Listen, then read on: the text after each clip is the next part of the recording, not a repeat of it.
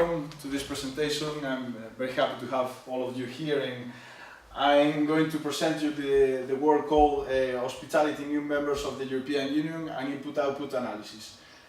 This work has been written by myself, Raimundo Viejo, and the other people from the University of Santiago de Compostela, André Carrascal, and Dr. Melchor Fernandez. I'm from the Hotel Management School of Galicia.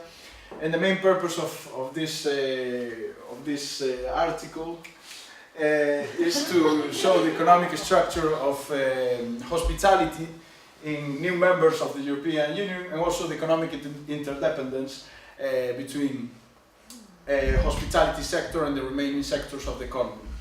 So, what is the main aim of this economic interdependence? Is to anticipate the effects that hospitality can have in the remaining sectors of the economy, and also to analyze the economic dependence that hospitality has with the foreign sector. So those are the main purposes of this presentation and of the paper. What are the countries that we are going to analyze? The countries that we analyze are most of them East countries and Central European countries. We did the analysis of Estonia, Lithuania, Poland, Czech Republic, and Slovenia.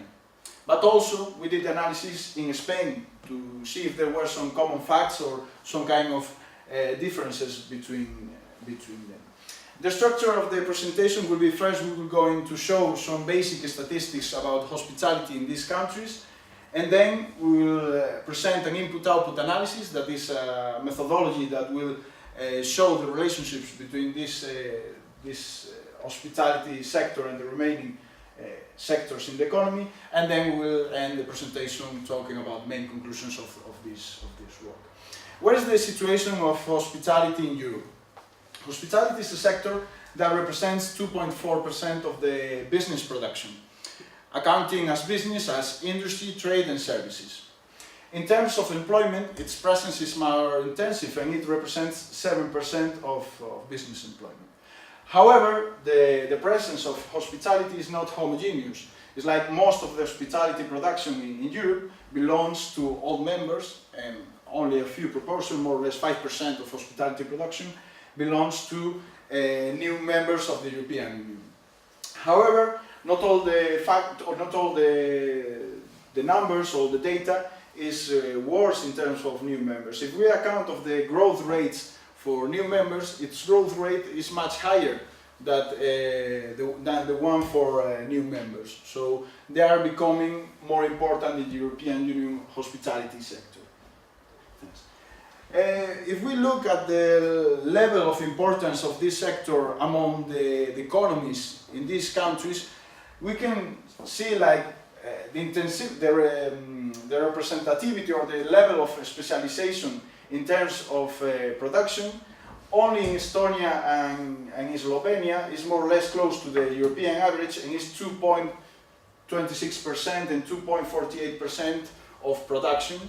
And in terms of employment is lower than the average, and it has 4.92 and 5.24. Instead, in Spain, if we look at the data in the last row, we have the average representativity or specialization of this sector is above the average that we saw later. It is 4.1 and 9.53% in terms of In terms of productivity, we measure it like value added at factor cost over persons employed. We saw that the levels of productivity is quite heterogeneous among these countries. And if the average in the European Union of 27 countries is around maybe 20,000 euros, in the remaining new members of the European Union, we have it almost half of it. Only Slovenia is the exception, with the productivity level more or less close to the average, and in Spain that is above the average. But again, this data doesn't represent we don't have here the data of economic growth of productivity. In these new members, for most of them, the increase in productivity is going higher than in the remaining new members of the European Union. Now that we have depicted the most important statistics about hospitality in the European Union, we are going to analyze its interdependence among sectors. To do that, we apply the input-output analysis. Input-output analysis is an accounting framework that shows the relationships between sectors and final demand and between sectors in primary inputs. So if we look at the first row of this input-output table, we will have what sector 1 needs from sector 1, sector 2 and sector 3 to make their production. So for instance, hospitality needs production from food and beverage, from trade, from industry sectors to make their own production. Yeah? But also they need the contribution of employees that is measured as compensation of employees and of capital that is measured with gross operating surplus. And that would be like the main sources of resources for the different sectors. But additionally, we also have the foreign sector contribution, that will be the imports. So one sector as hospitality needs production from other sectors and also the contribution of employees and capital and the imports.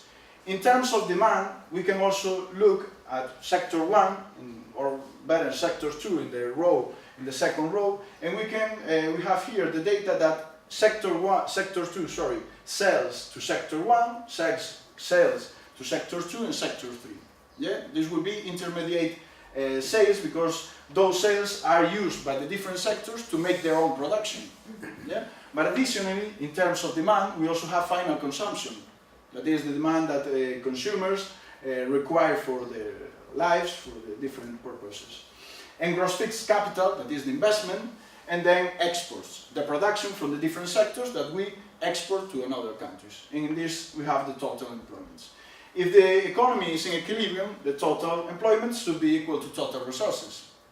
So from here, we have an economy with equilibrium. But now we have talked about what is, for instance, in sector 1, what is that hospitality requires from the different sectors. But if hospitality requires like 10 units of production from the industry sector will require production from the other sectors. Yeah? So the first requirement will be the direct effect, but the second one will be the indirect effect. So with this framework we can measure both of them, the indirect and the direct effect. First I will show you the results of the analysis with the direct effect, and first of all we will do it with the cost structure of the economy. Here I depict the cost structure of hospitality sector in the different countries that we analyzed. In the first column we have the case of Czech Republic, then Estonia, Lithuania, Poland, Slovenia and Spain, the last one, as it is a developed economy and is just a comparative country that we use in this analysis. The most representative cost in terms of intermediate is food products and beverage. Something that we could expect that for hospitality is a quite determinant sector. The second one will be trade services, and the third one, insurance and real estate strategies. The point is that its relevance is not common in all the countries. We have, like, for instance, for every euro of cost in Czech Republic, 11% corresponds to food products and beverage. But instead, for Lithuania, it's only 4.9%. Yeah, of this euro that represents foods and beverage. So we have different facts according to the countries. Especially interesting is the case of Lithuania, that the most relevant intermediate cost is sewage disposal. It's something that may be related with the high cost of this service in this country, maybe because they use a lot of wellness being and spa services, and that could be the reason for this fact. Then, once that we have depicted this intermediate cost, we also have to look at the value-added cost, In this case, we can look at the data in this row, and we have that value-added costs are more representative in the case of Lithuania, and for most of the remaining countries is around 40% of the cost that each country has. Only to see that, only to remark that in terms of imports, Czech Republic is the one that has a highest level of imports of hospitality services. Once that we have shown this, now we are going to analyze the sales structure, the role of the input-output analysis. In terms of sales, the most determinant factor, it will be the final consumption expenditure. Most of the sales made by hospitality has a destiny, the final consumers. So more or less 80–70% of the sales are associated with final demand. In terms of intermediate sales, we have that trade services and supporting and auxiliary transport services are like the most important sectors, the ones that most required from hospitality sector for their production. Yeah, there are data related with them that they show, for instance, in Czech Republic that 4.7% of intermediate sales from hospitality go to trade services, and for instance in Slovenia it's 3.9%, etc., etc. Once that we have depicted these direct effects of hospitality, the direct effects in the economic, now we are going to see the indirect effects and direct effects. That will be measured with Leontiev multipliers. That was the researcher that developed this kind of measures to account for all the effects that we were talking before, those direct and indirect effects of hospitality in the different sectors. So in this column we have total column multipliers that measure the total effect in the economy of €1 increase in the hospitality sector, in the demand for hospitality sector. So for instance, for the case of Czech Republic, if the demand that goes to hospitality increases in €1, that means that total production in the economy will increase in 2.38 euros. So that's the measure of total column multiplier. Interior column multiplier will measure something similar, but only with domestic production, without taking into account imports. Yeah? And then total row multiplier will measure what will be the effect of an increase in the demand of all the sectors in €1 in the hospitality. So this will be the effect of the whole economy in the hospitality sector. It's like the other way around. And finally, the last column shows what is the percentage of the production that goes abroad, that is not produced by our domestic economy. So if we look at the first column, we see like that Estonia and Czech Republic are the most relevant countries. Those are the countries that has a more intensive effect, that hospitality has a more intensive effect in their economy. Yeah? Instead, we have countries like Lithuania, where hospitality has very low effect in their economies. If we compare this data with interior column multiplier, we can see that there are countries like Estonia, where the domestic effect is quite low. So that will be reflected also in the backward outflow, because this effect is not domestic. It's like there are a high percentage of this effect that goes abroad, that is fulfilled by imports, not by domestic production. So that's the main message of this data. Instead, we have other countries like Poland, where the interior column multiplier is quite high. So that means that most of the production that is increased by hospitality sector belongs to the domestic economy.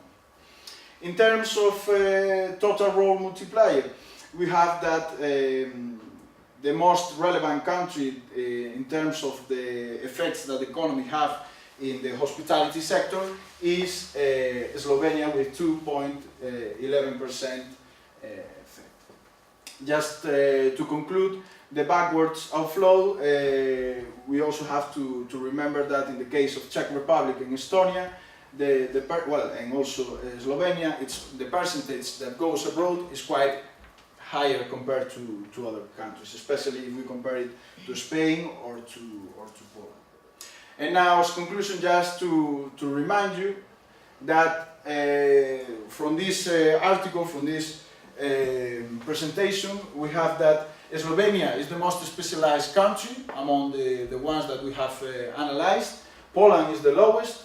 Then that we have heterogeneity between costs of the different countries, like the cost that all the countries are having for hospitality is not the same, and that Estonia, Slovenia, and Czech Republic have a big potential, a big economic potential for the development of hospitality in their economies, because there are a lot of production that comes from abroad. So maybe in the next years they can develop their hospitality sector to fulfill these needs. And with that, I conclude. Thank you very much for your attention.